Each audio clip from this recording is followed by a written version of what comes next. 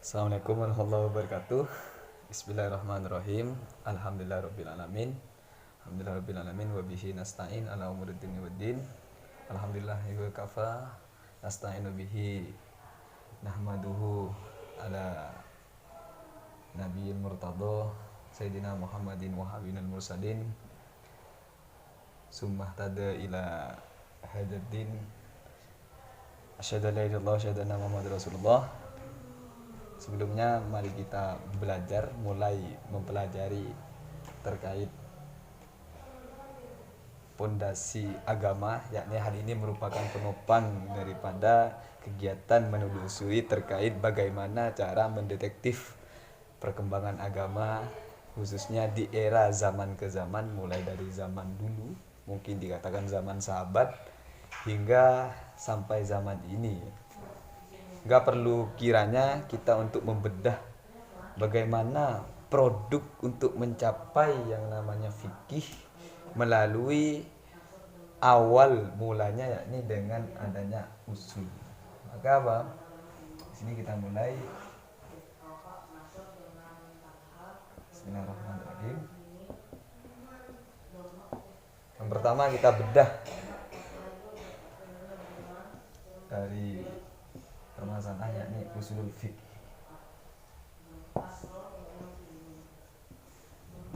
Di mana dua-duanya ini merupakan unsur yang berbeda, tapi hal ini dicakup untuk menggapai. Kenapa fikih ini disebutkan sebagai kata akhir? Karena ini merupakan suatu pelengkap dan hal ini merupakan capaian daripada usul sendiri. Di sini musannif, karena yang kita kaji ini kitab Waraqat, mengatakan bahwasanya amma ba'du fahadi waraqatin qalilatun tastamilu ala ma'rifatu fusulin min usulil fiqh.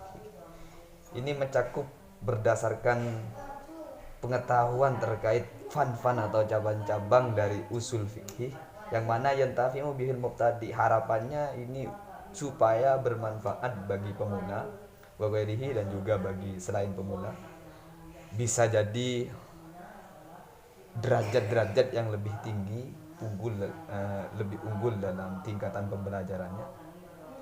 Kemudian wadzalika ay labdu usul fikih mu'allifun ma'lafun min juz'aini. Kemudian wadzalika usul fikih, maksudnya lafaz usul fikih itu disusun berdasarkan dua hal, dua bagian ya, maksudnya dua tema.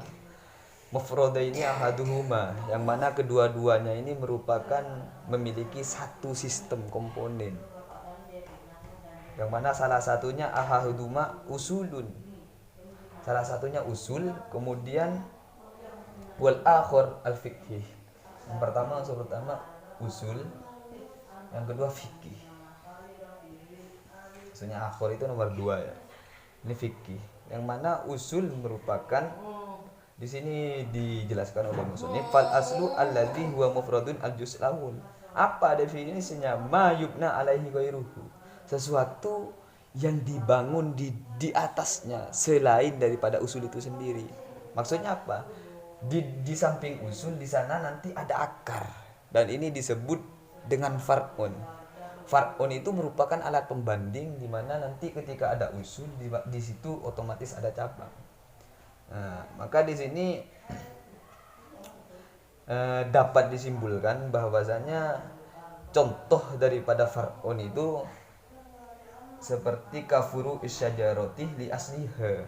Gambarannya dapat disimpulkan seperti ini ya. Disimpulkan seperti ini. Nah, hapus dulu. Kita simpulkan seperti ini. Ini akar ya. Asabiti li asliha. Maksudnya dia menancap kepada akar fil ardi itu.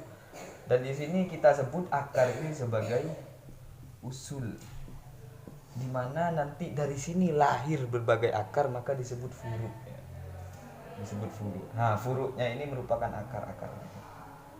Maksudnya cabang-cabang yang nanti hal ini merupakan tetesan daripada usul itu. Maka apa disebut furu?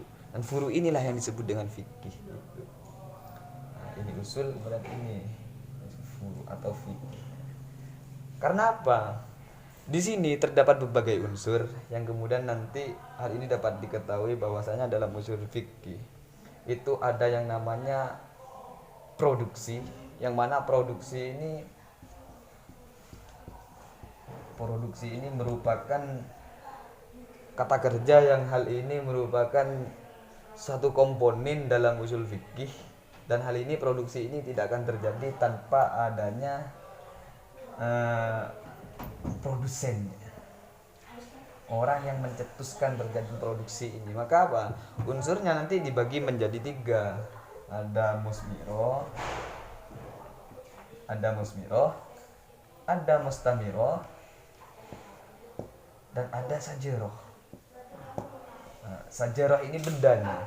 Dalam artian gimana? Di sana ada buah, dan di sini ada orang yang menanam buah, dan di sini ada musmiroh, sesuatu yang dapat menghasilkan buah itu. Musmiroh itu kita gambarkan sebagai pohon.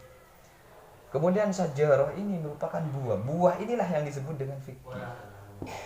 Maka apa? Fikih itu merupakan apa? Sesuatu yang alatnya merupakan sudah siap saji. Katakanlah kalau sudah makanan itu sesuatu yang kita hidangkan itu sudah fikih. Kemudian sesuatu yang ada di dapur berupa bumbu-bumbu, minyak-minyak, bawang, misal kecap dan lain sebagainya, itu merupakan usul. Maka apa? Tidak mungkin jadi kue donat tanpa adanya terigu terlebih dahulu. Maka apa? Usul fikih sangat dibutuhkan oleh fikih. Karena apa? Usul ini merupakan bahan-bahan yang mana nanti dari bahan-bahan ini menyajikan bahan tersebut. Bahasakanlah usul fikih itu sebagai alatnya, komponennya. Untuk mencapai kue donat, maka sebelumnya butuh alat-alat kue donat itu seperti gandum. Itu usul fikih. Maka apa? Di sini ketika sudah membahas usul, itu membahas urusan dapur. Dan nanti yang memproduksi urusan dapur ini siapa? Namanya itu mustamiroh. Mustamiro itu orang yang nanti menjadi produsen. Mustamiro itu yang memroduk hukum itu. Mustamiro ini. Mustamiro. Atau kita katakan mujtahid. Mujtahid, pengelola hukum. Yang mana nanti sumbernya ada 2. Bisa dari Quran, bisa dari as-sunnah atau hadis. Mana dari sini ketika tidak ditemukan, maka nanti tergantung mazhabnya itu nanti menggunakan apa, apakah nanti menggunakan metode qiyas, ijma atau yang lain sebagainya, istihsan atau istishab. Nanti intinya 2 poin. Yang pertama Al-Quran dan hadis. Kemudian ini dikelola bagaimana caranya nanti dari Quran hadis ini pecah jadi berbagai hukum, dan itulah yang disebut fikih. Kemudian mujtahid itu sendiri siapa? Mujtahid itu kalau diambil dari masdarnya ijtihad, yakni badlul was'i li ghardil maqsud, yakni mengerahkan segala kemampuan untuk mencapai finish, untuk mencapai tujuan. Yang mana tujuan daripada usul itu siapa? Ya fikih itu sendiri. Maka apa mujtahid itu nanti dibagi jadi 3 ya.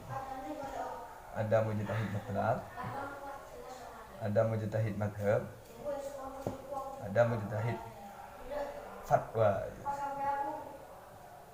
atau pelakunya disebut mujtahid, pelaku daripada ini. Mungkin itu saja unsur untuk menganalisis sebelum masuk ke ranah nanti pembahasan yang lebih luas, mulai dari hukum sampai akhir. Maka poin-poin pentingnya, kesimpulannya dapat ditarik kesimpulan bahwasanya usul fikih itu merupakan alat dapur yang mana nanti hal itu untuk memproduksi menghasilkan fikih. Dan kemudian pelaku daripada itu disebut mustamiroh atau mujtahid. Dan mujtahid itu dibagi jadi 3 ini. Ada kalanya mutlak, madhab, dan fatwa.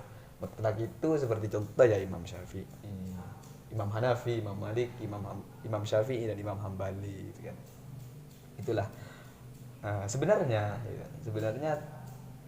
ijtihad ini sudah terjadi sejak zamannya sahabat ya kan. Cuman hal ini sudah membooming lagi pada masa imam-imam yang 4 ini ini mungkin dirasa cukup, dan kurang lebihnya mungkin nanti bisa tonton video untuk selanjutnya. Wassalamualaikum warahmatullahi wabarakatuh.